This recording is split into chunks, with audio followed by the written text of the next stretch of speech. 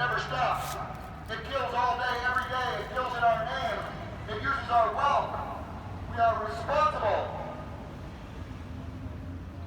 for decades of perpetual war.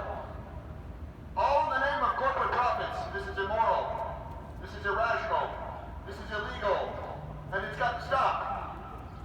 And every single person, every bureaucrat, every technocrat, every lawyer, every politician, every policy wonk that had their fingerprints on the policies and procedures that have enslaved and destroyed so many Canadians in the last 3 years will face justice. We will have a future of freedom and fairness. Justice is coming. The guilty will be punished. We are going to have our victory. We are going to have our peace. And then justice will come. And we know who you are. We know what you've done.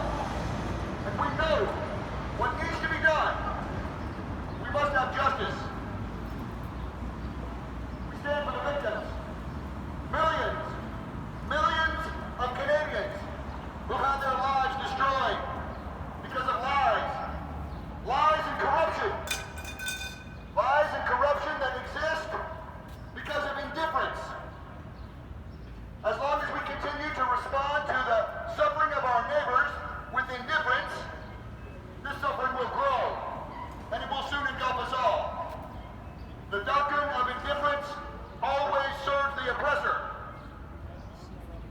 It is our indifference that fuels the war machines. The war machine never sleeps because we ignore it.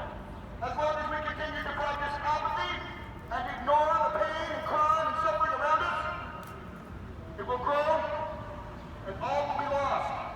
And I am here to say that the doctrine of indifference, the doctrine